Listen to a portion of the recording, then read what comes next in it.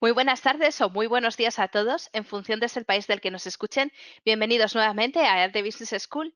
El día de hoy vamos a entrevistar a José Arturo Mora, que es experto en fintech y uno de los profesores de EAL Business School.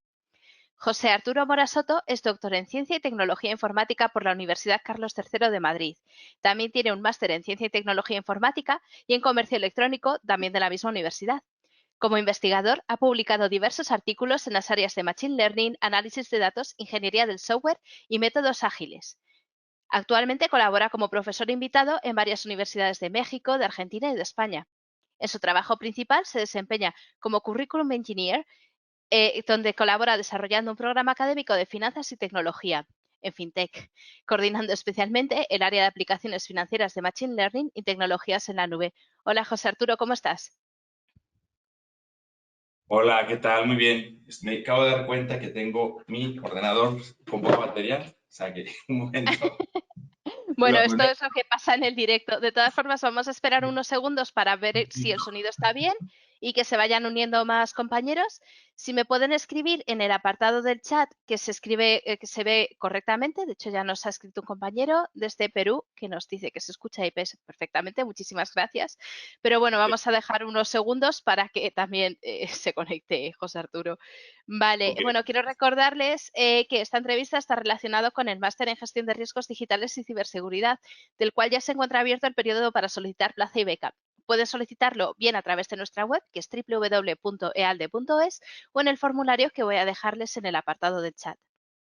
Nos escribe ya Héctor desde México, que nos dice que se escucha y se ve correcto. Muchísimas gracias. Y Valdemar Reynoso también nos dice que se ve perfecto y claro. Muchísimas gracias. Bueno, como estaba diciendo, vamos a entrevistar a José Arturo Mora, experto en FinTech. La entrevista va a durar unos 20 minutos y luego podrán realizar una pequeña ronda de preguntas para resolver sus dudas. Yo les recomiendo que todo lo que vayan teniendo dudas lo vayan colocando ya en el chat y cuando terminemos con nuestras preguntas leeremos las suyas. Bueno, quiero recordarles que a lo largo del día de mañana recibirán un correo electrónico con la grabación completa de esta grabación y que además se subirá a nuestro canal de YouTube en los próximos días. En nuestro canal de YouTube también podrán ver todos los webinars y entrevistas que hemos impartido anteriormente. Bueno, como el audio y el vídeo son correctos, José Arturo, si quieres, comenzamos. Sí, claro que sí, adelante, muchas gracias. Vale, muy bien. La primera pregunta que tengo es, ¿cuáles son las tecnologías que actualmente están siendo utilizadas para realizar ciberataques? Bueno, pues la verdad que es un tema bien curioso porque sobre todo en los últimos años es una mezcla de tecnología y incluso persuasión emocional, social, ¿no? O sea, a nivel tecnología, sobre todo en los últimos años, o sea, los ciberataques a través de suplantación de identidad de sitios web, el phishing.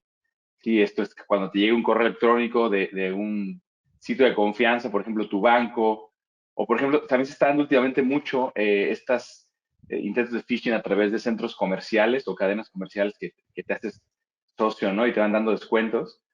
Pareciera que está teniendo un repunte tremendo, sobre todo el phishing, que es algo de lo más sencillo, pero socialmente es algo de lo que más confías, ¿no? Entonces es una de las principales fuentes recientemente. También, bueno, los ataques utilizando inteligencia artificial también se empiezan a dar, ¿no? Pidiendo ayuda, por ejemplo, a tecnologías que están últimamente tanto en boga como ChatGPT, sobre preguntas un poco de juego, ¿no? Porque si tú preguntas a ChatGPT cómo puedo hackear el servidor de la NASA, no te lo va a decir. Pero a lo mejor si le preguntas de otra forma, dime de qué manera puedo proteger un servidor web, por ejemplo, de la NASA, ¿no? Te empieza a dar consejos. Entonces, ese tipo de ingeniería inversa también se está utilizando. Entonces, sobre todo en los últimos años son esto, o sea, ese uso de tecnología actual junto con ese persuasión, ¿no? De las personas. Sobre todo cada vez que ahora hay o sea, siempre se dice, cada vez más personas acceden a dispositivos móviles, pero sobre todo en los últimos 5 años, sobre todo en tiempos de cuando la pandemia del COVID estuvo más fuerte, más gente se digitalizó, ¿no? O sea, más personas de más de 60 años, por ejemplo, que a lo mejor eh, les cuesta entender algunos aspectos de la tecnología y, bueno, son presa fácil de este tipo de engaños, ¿no? Claro, sí, bueno, pero lo del chat GPT es viable, o sea, realmente ese tipo de indicaciones son algo verídico, porque yo había visto que, por ejemplo, las citas de artículos que te da chat GPT no siempre son verídicas. Sí, a ver, al final es un modelo, a ver, por ejemplo, si utilizas la versión gratuita, Ujú. perdón, todo se va guardando, ¿no? O sea, porque el modelo gratuito, también el modelo de pago, pero bueno, sobre todo el modelo gratuito se va entrenando con lo que la gente va preguntando. Claro. Es verdad, bueno, no me consta, pero trabajando digamos, en las empresas que he trabajado, he asesorado, cuando eh, tú recibes consultas que pueden perjudicar a terceros, Ujú. dependiendo de la legislación de los países, tienes la obligación de notificar a la policía, por ejemplo. Entonces digo, también, tú le puedes preguntar este tipo de cosas a ChatGPT, puede que te conteste, Ujú. pero lo más seguro, si tú se lo preguntas directo, ¿cómo hackeo un servidor? Te va a decir que no, que eso es éticamente incorrecto Sí. y que no lo hagas. Pero está visto, por ejemplo, hace unos días fue muy popular por ahí en Twitter sobre este uso, una persona que estaba buscando descargar películas, ¿no? Que al final de Ujú. cuentas es piratería, es temas de perpetuar contra los derechos de autor, Ujú. otro tipo también de ciberdelincuencia, ¿no? No le dio sitios web donde descargué directamente, pero cuando cambia la pregunta y le pregunta a ChatGPT, bueno, ¿me puedes decir qué tipos de sitio debo de evitar para, eh, Ah, o no acceder para evitar tener problemas ujú. de ciberseguridad? Y sí, sí que contestó. Entonces sí que se puede. Es Sí. verdad, no es, yo personalmente, a ver, tampoco voy a negar que lo uso, sí lo uso en cuestiones de trabajo, pero como asistente, o sea, sí es una herramienta bastante interesante. Tampoco es perfecta, pero bueno, da muchas ideas, la verdad. Sí, la verdad es que sí. Bueno, nuestra siguiente pregunta es, respecto de la inteligencia artificial, ¿qué impacto tienen en la ciberseguridad los modelos de generación automática de contenido como GPT, del cual estamos hablando, o Midjourney? Ujú. Pues mira, a ver, por ejemplo, esto que se llama inteligencia artificial generativa o autogenerativa, está empezando a ser una preocupación, sobre todo para el tema de suplantación de identidad. Porque, por Sí. ejemplo, a ver, lo digo abiertamente porque se puede encontrar, o sea, esta conversación que estamos teniendo tú y yo ahora, ¿no? Va a ser Ujú. pública en unos días en YouTube. Alguien puede tomar nuestro tono de voz e imitar nuestra voz, ¿no? Y Claro. da un poco miedo, sí, pero Sí. este, pero bueno, y luego pueden tomar nuestro rostro y crear un avatar que se parezca mucho a nosotros. Y por ejemplo, muchos bancos, todavía quedan algunos bancos que tienen banca telefónica por voz, Ujú. pueden suplantar tu identidad, ¿no? También tienen que adivinar tu clave, eso es un poco más difícil, pero hay unos bancos, me consta que tienen claves de voz muy sencillas, simplemente detectan el tono de la voz.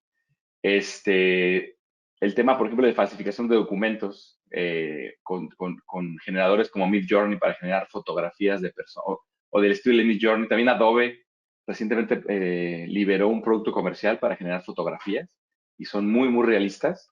Entonces, ahí es el tema en el cual potencialmente se puede usar o incluso se está usando. Eh, Se usa también para proteger, no todo es negativo. Por Ujú. ejemplo, hace unos meses, la empresa Microsoft liberó liberó un autogenerador de políticas de seguridad, por ejemplo. Sí. Cerrar todos los huecos de seguridad de una red empresarial es difícil porque son demasiadas cosas a tomar en cuenta. Entonces, con estos autogeneradores es posible crear políticas, por ejemplo, para seguridad en Windows, sistemas operativos, o políticas para una seguridad en dispositivos de red como routers o switches, ¿no? También es muy positivo. Simulación de posibles ataques, también se está utilizando estos generadores automáticos. Eh, Ujú.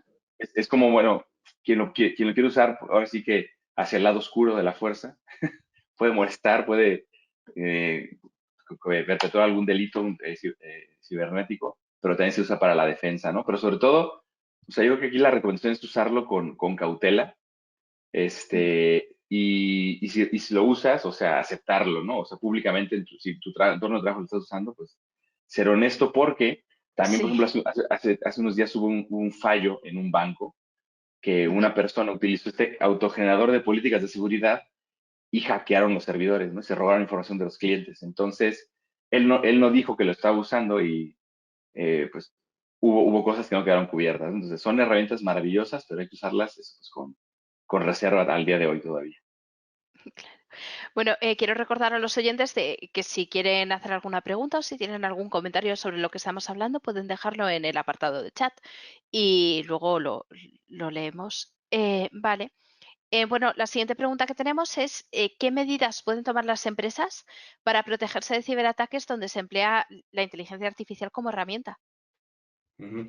Bueno, un poco siguiendo lo que mencioné hace un momento, o Ujú. sea, es precisamente usarlo para definir posibles escenarios, ¿no? Sí. Por ejemplo, herramientas como GPT, ¿no? ChatGPT, que tiene su versión de pago. En la versión de pago ya te permite, por ejemplo, entrenar el modelo con datos de tu empresa, ¿no? O datos tuyos.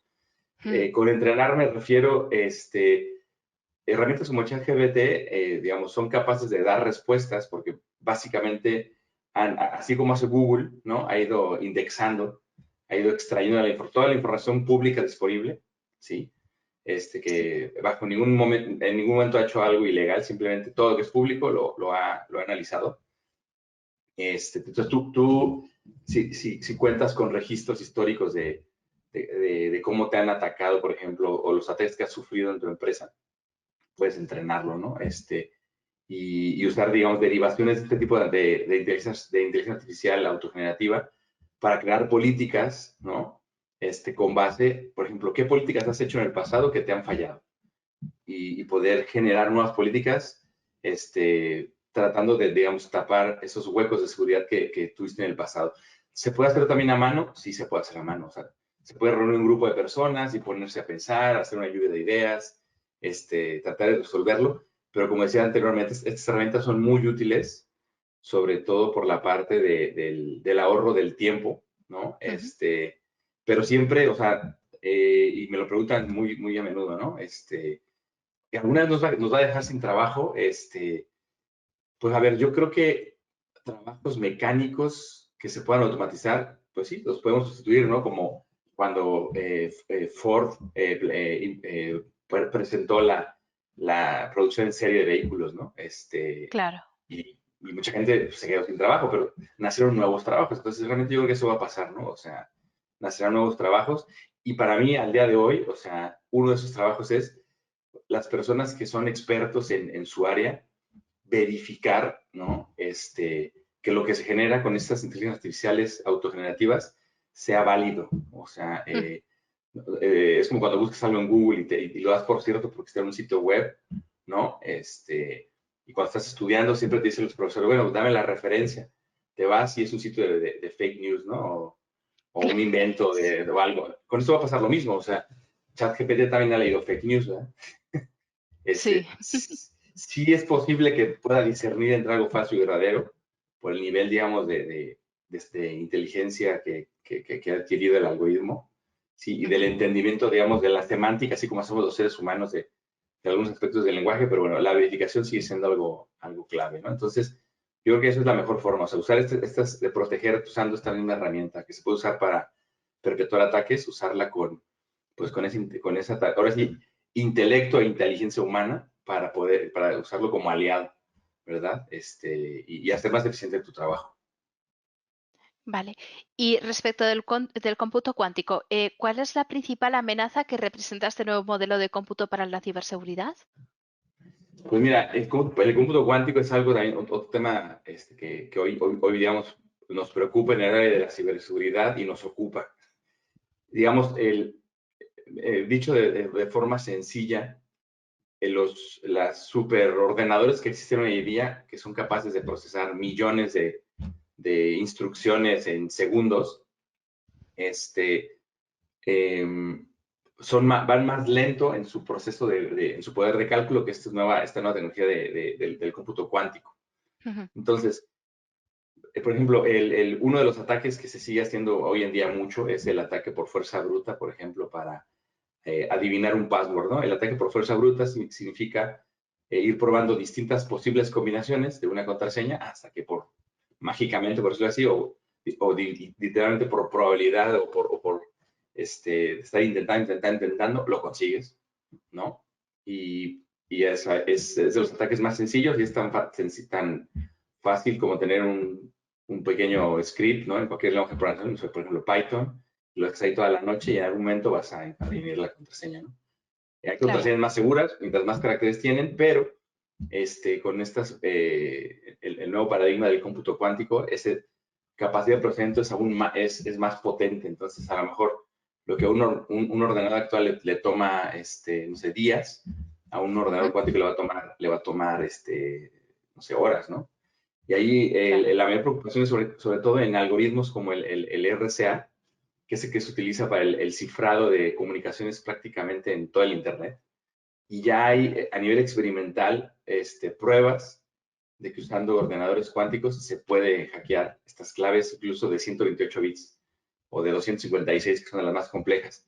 Esta es la preocupación. Al día de hoy, estos tipos de ordenadores no están accesibles a la gente, ¿no? O sea, no puedes llegar al supermercado y decir, así como te llevas un portátil, comprarte un ordenador cuántico.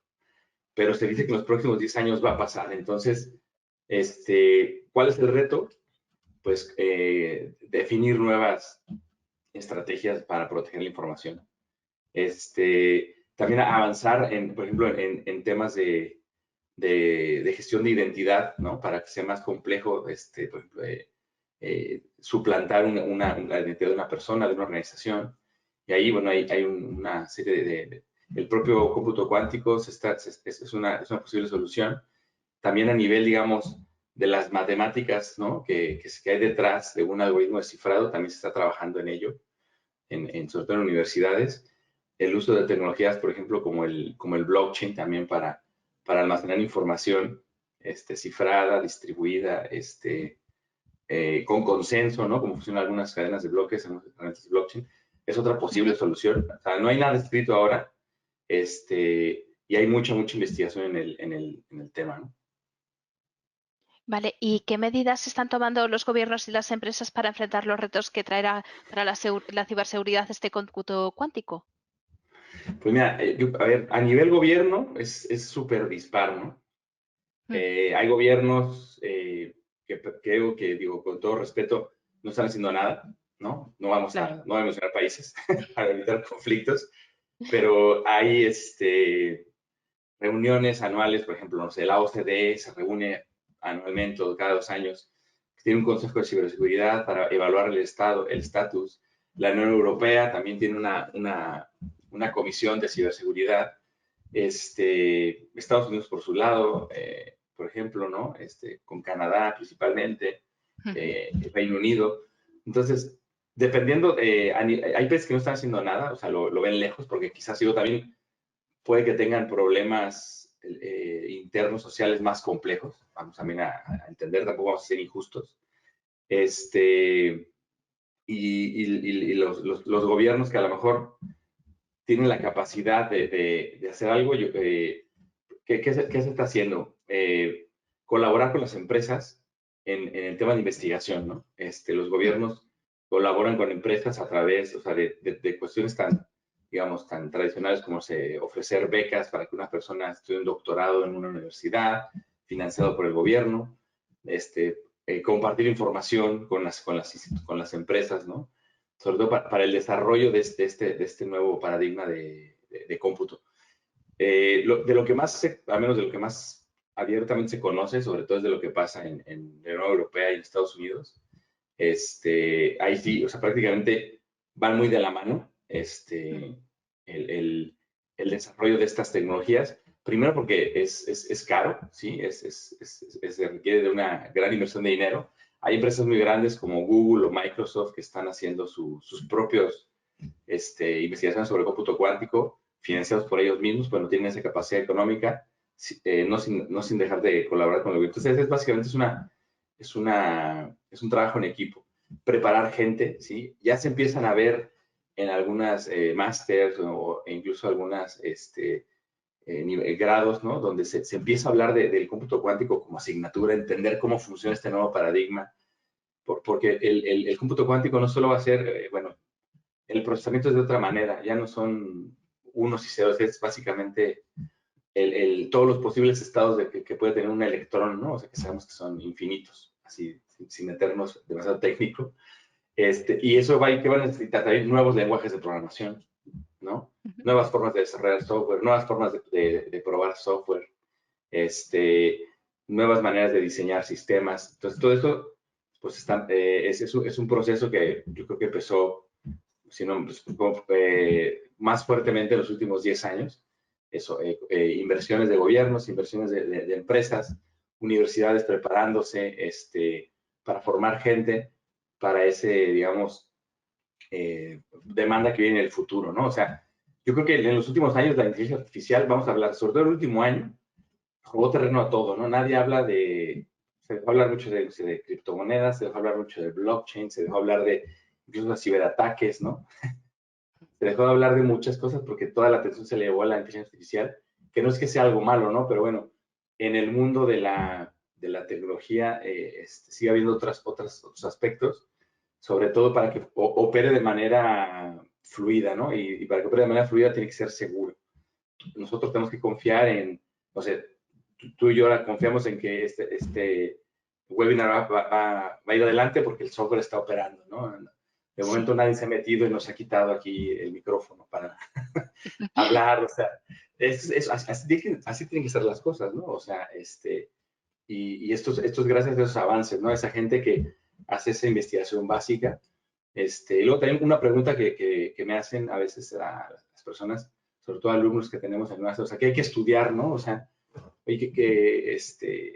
algunos alumnos por ahí que he tenido, que tienen mejor hijos en edad de empezar la universidad, y me dicen, oye, ¿qué debo estudiar? ¿Qué puedo estudiar? ¿Qué puede estudiar mi hijo para entrar en este mundo de la tecnología? Bueno, una carrera o un grado en informática sigue siendo interesante, ¿no? También hay muchos avances que requieren de conocimientos, por ejemplo, de física, ¿no? Para entender la energía, la materia, matemáticas, ¿no? Y sobre todo, bueno, las personas, no sé, como nosotros, digo, ya los que tenemos terminado un grado, un posgrado, unos estudios universitarios, pues un máster. Un máster yo creo que siempre es una muy buena oportunidad, sobre todo de ponerse al día, ¿no? Y sobre todo de poder colaborar con gente de otros países, ¿no? Como los másteres que se ofrecen aquí en EALDE, Sí. entender perspectivas de distintos países, qué está pasando en varias partes, ¿no? Que a lo mejor uno dice, no, si en mi país se hace todo mal, ¿no? O se hace súper bien, y luego te das cuenta, oye, pues puedo aprender de esta experiencia de este compañero que contó de Argentina, ¿no? Y este otro de Perú o de Ecuador para aplicarlo en mi empresa, aplicarlo o proponerlo en mi gobierno. ¿No? Esto es parte también de la sinergia que yo creo que se necesita, ¿verdad? Yo creo que sí, que es muy importante ahora mismo, es sobre todo porque hay mucho talento en muchos países diferentes y si no hay una comunicación real entre profesionales de diferentes países, no se va a poner en común toda esa experiencia. Bueno, vamos a pasar ya, si te parece bien, a las preguntas de los oyentes. Ya tenemos algunas. Sí, Si claro. alguien quiere hacer pregunta, pues es el momento. Vale. Bueno, la primera que tenemos es de Carlos Agosta, que dice, ¿los nuevos operandi o daños del hackeo están siendo considerados como riesgos asegurados en los seguros? Ahí, a ver, depende mucho de la industria y depende también de la legislación de los países. De manera, o sea, general, puedes, pues sí hay seguros que te protegen de ciberataques, pero ahí suelen ser caros, sobre todo la evaluación de riesgos, ¿no? Una aseguradora antes de darte una póliza contra ciberataques, tiene que entender qué quieres proteger. Por ejemplo, supongamos que trabajas en una fábrica de automóviles y quieres proteger los robots de la cadena de producción, ¿no? De que no los hackeen para evitar que empiecen a ensamblar coches que salgan defectuosos. Entonces, hay que tenerlo muy claro. Sí existen, pero es un proceso complejo también se te exige, dependiendo del ámbito donde quieras asegurar, que tengas acreditaciones de seguridad, ¿no? Por ejemplo, si trabajas en bancas, son unas acreditaciones, el industria automotriz son unas acreditaciones, o sea, pero sí que es posible. Y a veces no se llaman realmente pólizas contra ciberseguridad, sino son pólizas para proteger el bien impactado. Por ejemplo, los bancos, ¿no? Sabemos que todos los bancos en todos los países, al final de cuentas, pues, si hay un hackeo masivo en un banco, siempre está el gobierno detrás para respaldar los ahorros de los ciudadanos, ¿no? Por ejemplo, hay unos que tengan una póliza contra ciberataques al banco, es porque se tiene un seguro para proteger el bien afectado, ¿no? Entonces es un poco ahí Claro. el juego que se puede hacer. Bueno, tenemos otra pregunta también de Carlos Acosta, precisamente sobre bancos, que pregunta, Ujú. en el caso de un banco, ¿qué daño es más intenso, la pérdida de dinero o la pérdida de información? Pues, a ver, es que es bien interesante. Yo creo que, a ver, la pérdida de dinero yo creo que siempre es grave porque la pérdida de dinero al final va a llevar implícito una pérdida de confianza de los clientes, ¿no? Claro. Y más ahora en los tiempos que corren, que en cuanto hay tienes una mala experiencia, lo expresas por miles de medios, ¿no? Twitter, de TikTok, YouTube. Entonces, eso es muy grave. La pérdida de información también es grave, pero yo creo que, como a lo mejor una persona, no sé, y lo mejor esto ya lo digo de manera personal, dices, bueno, ya mis datos los tiene Google, ¿no? O sea, los tiene Facebook o cualquier otra empresa, seguramente no es tan grave, ¿no? Mientras tú tengas tu dinero ahí, tienes una sensación de tranquilidad. Yo personalmente creo que ambas cosas son críticas, es súper importante protegerlas, pero en la práctica, en la experiencia en mi propia experiencia, aquellas entidades financieras que tienen pérdida de dinero es el daño más grave que pueden sufrir, sobre todo por la pérdida de la confianza de los clientes. O sea, es que al día siguiente se te van todos los clientes, sobre todo los grandes, ¿no? Es lo que yo creo que puede pasar. Bueno, la siguiente pregunta es de Valdemar Reynoso, que quiere saber qué norma de seguridad informática consideras más robusta hoy en día. Pues es que ahí también depende mucho del sector. Más allá de normas, hay marcos, digamos, o en inglés que se llaman frameworks, ¿no? Que te ayudan a organizar los procesos de una empresa. Por ejemplo, dos de los que son más utilizados en la industria, uno es ITIL, que si bien no es un marco de ciberseguridad concretamente, te ayuda a implementar los procesos y las prácticas dentro de una organización para acreditarte o adquirir esa norma de seguridad. Ahí sí sería un poco más bien por sectores, ¿no? La banca tiene unos, automotriz otros, alimentación tiene otros, ¿no? A nivel general, todos deben de cumplir, o sea, con normativas de protección de datos personales, esto ya prácticamente en todos los países, la ley de protección de datos personales o leyes de protección de datos personales, y a nivel de estándares es que o sea, van mucho por sectores. Solo, digamos, cuando me ha tocado trabajar en consultoría de este estilo, muchas veces suelo tomar estos marcos generales, ITIL, hay otro que se llama COVID, ¿no? Como framework general, para entender cuál es la necesidad y buscar el mejor estándar, ¿no? Pero sí es difícil decir que hay uno único. Claro. Bueno, tenemos otra pregunta de José Antonio Hugo Gonzalo, que pregunta, ¿es posible que en un futuro cercano se pueda lograr un algoritmo que permita formar un anillo de seguridad para los ordenadores desde el momento inicial de todo ciberataque? Pues a ver, por posible, y que sea infalible, yo diría que no, nunca. Claro. Siempre va a haber una forma de vulnerar ¿cómo se llama? Algún sistema. Sí. Se dice, ¿no? O sea, en este mundo de la ciberseguridad, que lo más seguro es un ordenador sin conectarse a Internet y con una red eléctrica que no esté conectada a la red eléctrica pública, por ejemplo, ¿no? Porque incluso se puede hackear un ordenador a través de la red eléctrica. Este tipo de entornos existen, sobre todo en el ámbito militar, o sitios sobre todo yo los que he conocido de gobierno donde se almacena información muy sensible. O sea, no es ciencia ficción, ¿no? Como Tom Cruise en Misión Imposible, que se descuelga para pillar eso existe. Pero bueno, o sea, yo creo que a ver, es el sueño dorado, ¿no? De todos los que trabajamos en ciberseguridad, que exista algo que te proteja, pero yo creo que, digo, me puedo equivocar, pero con mi experiencia creo que al día de hoy no es posible. Siempre va a haber una forma. Va a haber alguien que pasó hace poco, por ejemplo, no sé, un ejemplo sencillo. Hay una herramienta para gestionar contraseñas que se llama LastPassword. Venía diciendo que era muy segura. Todas las empresas, o muchas de las empresas en las que trabajo colaborando o he trabajado yo como empleado, te la recomendaba el departamento de ciberseguridad, donde trabajo actualmente, que es un departamento de seguridad muy robusto, nos la recuerdan y la hackearon.